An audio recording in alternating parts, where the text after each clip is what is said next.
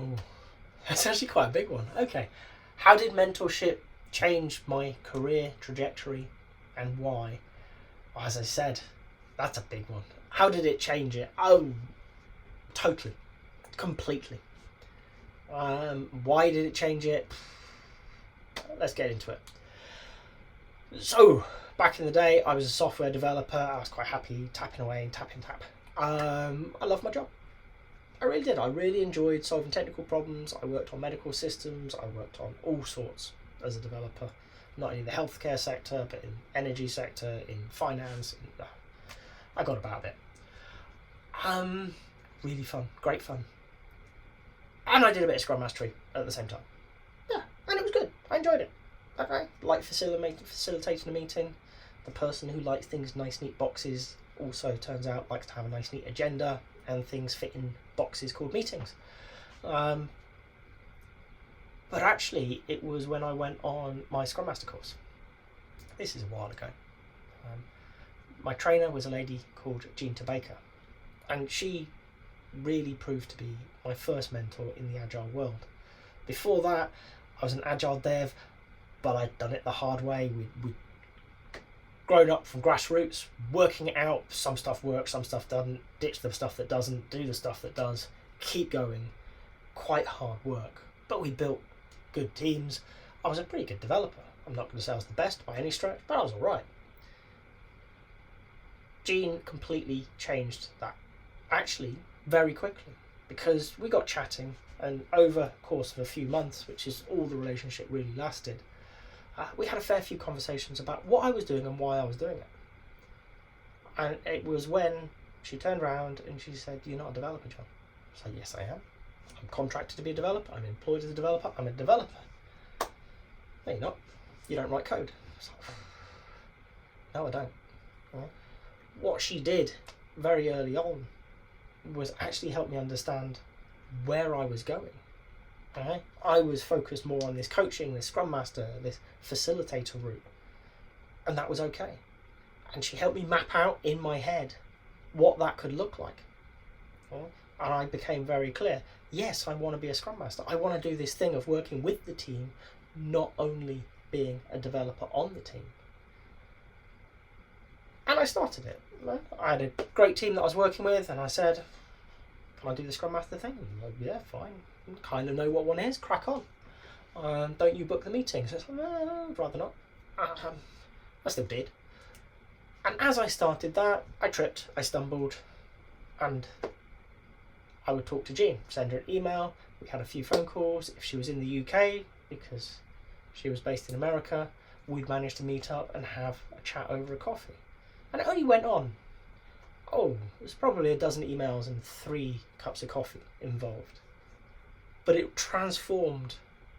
absolutely transformed my career. Because what it did was it showed me this was a thing not only that I could do, but that I could be good at. I could go into meetings if I was prepared and I was ready, and I could learn to deal with what came up. I could facilitate in truth. I could help teams work through conflict. I could keep people on track, motivate teams, use all the skills that I'd learned in engineering and in leadership and things like that, and bring them to the fore to help other people. And that fit very, very nicely with my values. And that is why I'm such a big proponent of mentorship, of apprenticeship.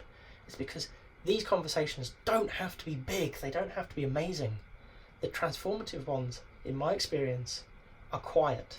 They're simple. Okay? They're things that leave you thinking, not immediately. They don't stop you in your tracks and you're like, "Wow, this is a revelation." But you go away and there's something in your mind. And it works, and it works, and it works. And suddenly, it all clicks. And it makes sense. The power of a mentor is somebody who's already worked that path. They know what's possible for you. They can hopefully see potential in you that maybe you can't yet. And that can be revolutionary. That can be transformative. When I moved on from Jean, I picked up several more mentors over the years in Agile, in coaching, in business. And occasionally, when I tried to be a developer again, I would talk to people in that sphere, and they invariably told me, I shouldn't do that. Okay. But what I found is every time, whether it's a short-lived relationship or a very long-lived relationship, if some of them have been, is they've each had their own quality, but they've all had the commonality of progressing me far faster than I could have done on my own. So that's why this is important to me. That's why I believe this is something that you should consider. Mentorship is not an outdated subject. In fact, the best I can see in organisations, it's coming to the fore again. They're recognising that management isn't the answer. Mentorship and coaching is. Helping people progress themselves. So how do you find that person? It's your network. Okay? There will be people in your network today who have walked that path before you. They may not have the same job title. They may not even know what a Scrum Master is. But you'll have people who've been in there and they've facilitated meetings and they've learned, often at the feet of others, how to do that well. They could be a mentor. They are coaches. They are conflict navigators. You could go to them and learn from them. These skills are invaluable in what we do. They might be people more experienced straight up in the world of Agile, not in Scrum, not in Scrum Mastery, not in coaching, but they've been embedded in the Agile world for a long time and they get it in their bones. And you could work with them. They could be somebody who's excelled as an entrepreneur or in the business world, and they've got a lot of skills you could learn from. And you could learn from them. It doesn't matter where they come from, you can learn. And you can often bring these skills back into your practice and progress yourself, grow, develop. And that is what you want to do, in my opinion, is grow, is develop, is learn all the time. And when you've got comfortable with one mentor, you'll find at some point in the future, it's time to move on, as will they. And that's okay. These are natural relationships. They have starts, they ultimately have ends. That could be a few months, as it was with Jean and I.